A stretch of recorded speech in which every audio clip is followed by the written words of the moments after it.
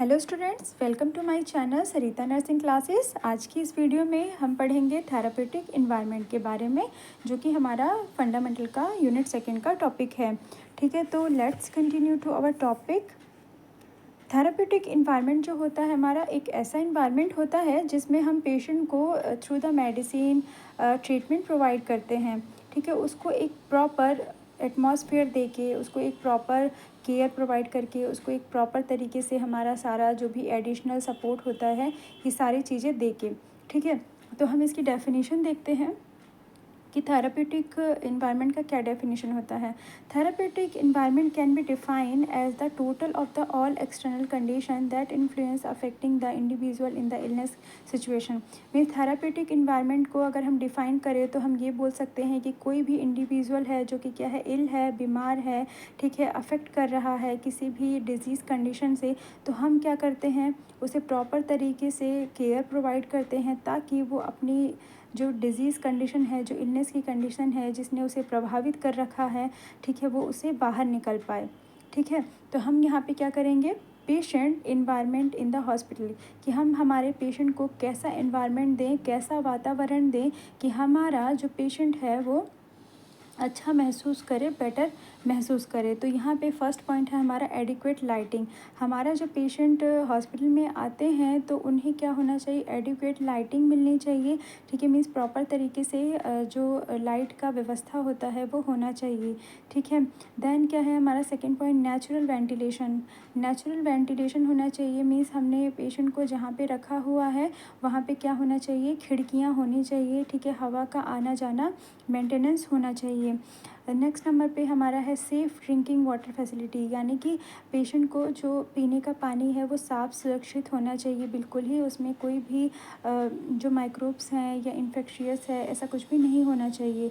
Next one है हमारा free from odours and the noise. Hospital का जो हमारा इन्वायरमेंट है वो कैसा होना चाहिए, मतलब कि क्या, बदबू वाला नहीं होना चाहिए, ऑर्डर्स वाला नहीं होना चाहिए, और ना ही तो नॉइस वाला होना चाहिए, मीन्स शोर शराबा वाला नहीं होना चाहिए। ठीक है, नेक्स्ट वन है हमारा यहाँ पे फ्री फ्रॉम इंसेक्ट पेट्स।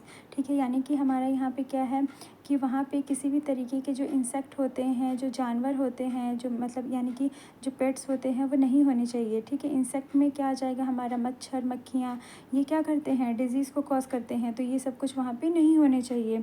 ठीक है, नेक्स्ट वन है हमारा यहाँ पे free from mechanical injury, fire hazard, electrical shock and the radiation. और हमारा जो हॉस्पिटल का एनवायरनमेंट है वो कैसा होना चाहिए, मैकेनिकल इंजरी से फ्री होना चाहिए।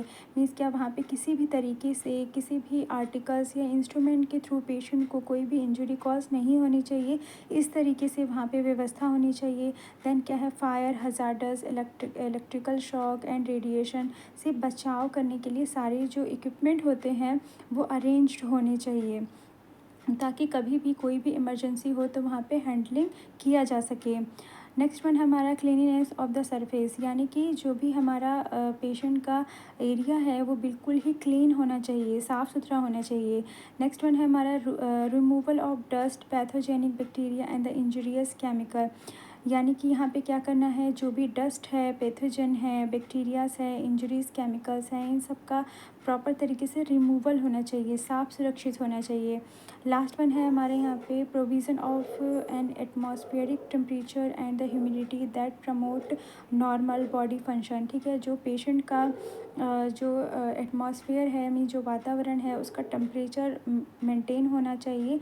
ठीक है, वहाँ पे ह्यूमिडिटी नहीं होनी चाहिए। ह्यूमिडिटी मतलब कि क्या, एक बहुत ही मतलब क्या बोलते हैं इसे, कि ह्यूमिडिटी नहीं होना चाहिए, ताकि क्या हो, पेशेंट को अगर ह्यूमिडिटी होगी वहाँ पे तो पेशेंट को क्या होगा, सफोकेशन होगा। ह्यूमिडिटी में क्या होती है, सफोकेशन होता है। ठीक है, तो ये हमारा जो ह्यूमिडिटी वाला इन्वायरमेंट नहीं होना चाहिए, एक नॉर्मल इन्वायरमेंट होना चाहिए, ताकि पेशेंट की जो बॉडी है वो प्रॉपर तरीके से फंक्शन कर सके। अभी नेक्स्ट है यहाँ पे हमारा factor affecting on optimal environment, means कौन कौन से ऐसे फैक्टर हैं जो कि हमारे इन्वायरमेंट में रह के हमें प्रभावित कर सकते हैं। तो यहाँ पे हमारा फर्स्ट पॉइंट है टेम्परेचर, सेकंड पॉइंट है ह्यूमिडिटी, थर्ड पॉइंट है वेंटिलेशन, फोर्थ पॉइंट है लाइट, फिफ्थ पॉइंट है नॉइज़, 6 पॉइंट है हमारा psycho social environment. Next one 7 point हमारा प्योरिटी ऑफ वाटर। 8 पॉइंट हमारा elimination of the unpleasant order. Then क्या है हमारा water supply and sewage disposal. ठीक है, अब इन सारे पॉइंट्स को हम डिस्कस करेंगे। इसमें हमारा फर्स्ट पॉइंट क्या है, टेम्परेचर। तो टेम्परेचर कैसा होना चाहिए, the room temperature rising for the 20 to 22 degree Celsius is consider. Means हमारा जो रूम का टेम्परेचर है वो 20 से 22 डिग्री सेल्सियस तक होना चाहिए पेशेंट के लिए, ताकि पेशेंट कंफर्टेबल रहे। देन क्या है, the person should not feel chilly but it should be sufficiently warm. ठीक है, क्या होना चाहिए कि पेशेंट जो है वो बहुत ज़्यादा चिली भी नहीं होना चाहिए। दैट मीन्स क्या, बहुत ही भी ज़्यादा ठंडा भी महसूस नहीं करना चाहिए, सफिशिएंट उसको वार्म भी लगना चाहिए। ठीक है, अभी नेक्स्ट वन क्या है हमारा, ह्यूमिडिटी। ह्यूमिडिटी जो है हमारा, इसको भी मेंटेन करके रखा जाता है। तो humidity of the 40 to 60% is consider.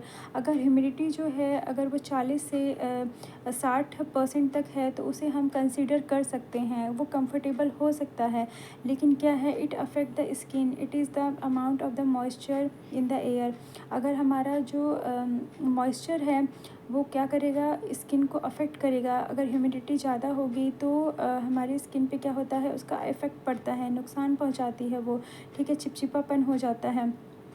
तो इसलिए ह्यूमिडिटी को भी मेंटेन करके रखा जाता है। अगर ह्यूमिडिटी ज़्यादा होगी तो हमारी स्किन पे अफेक्ट पड़ेगा।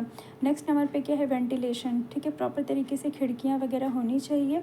तो ventilation is a supply fresh air. Ventilation होता है तो उस कंडीशन में क्या होती है कि फ्रेश एयर यानी कि शुद्ध हवा जो है वो ट्रांसफ़र होती है पेशेंट तक। एंड मेंटेन अपीयर ह्यूमिडिटी, और जो ह्यूमिडिटी होती है, ठीक है, वो भी मेंटेन रहती है। इट इंक्रीज द रेडिएशन और the heat from the skin and improve circulation and the respiration. ठीक है, अगर वेंटिलेशन प्रॉपर रहता है तो जो हीट होता है वो बाहर निकल सकता है। ठीक है, स्किन जो होती है वो इम्प्रूव होती है, ब्लड का सर्कुलेशन अच्छा रहता है, रिस्पायरेशन जो है वो भी प्रॉपर रहती है। ओके, अभी नेक्स्ट वन आता है हमारे यहाँ पे लाइटिंग। तो लाइटिंग में क्या है, द अमाउंट ऑफ लाइट,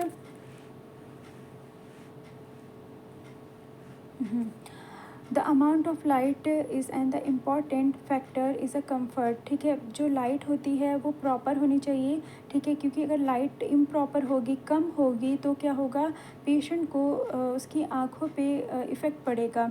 ठीक है, देन क्या है, it is the providing by the natural and the artificial light. क्या होनी चाहिए, प्रोवाइडिंग होनी चाहिए पेशेंट को नेचुरल और द आर्टिफिशियल लाइट दोनों ही। नेक्स्ट वन क्या है, avoid direct light because affect the eyes and the face. Patient के मुंह पे मीन्स उन पेशेंट के फेस पे डायरेक्ट लाइट नहीं पड़नी चाहिए, नहीं तो क्या होगा, उनकी आइज़ और फेस पे नुकसान पहुंचेगा, गलत असर पड़ेगा। नेक्स्ट वन पॉइंट है इसमें, it is a difficult for the patient to the rest when there is a excessive light. ये क्या होगा, ये डिफ़िकल्ट हो सकता है, परेशानी भरा हो सकता है जब पेशेंट को एक्सेसिव लाइट में रखा जाएगा तो। नेक्स्ट वन क्या है, he she will not be able to read and the write when there is a excessive light and the dim light.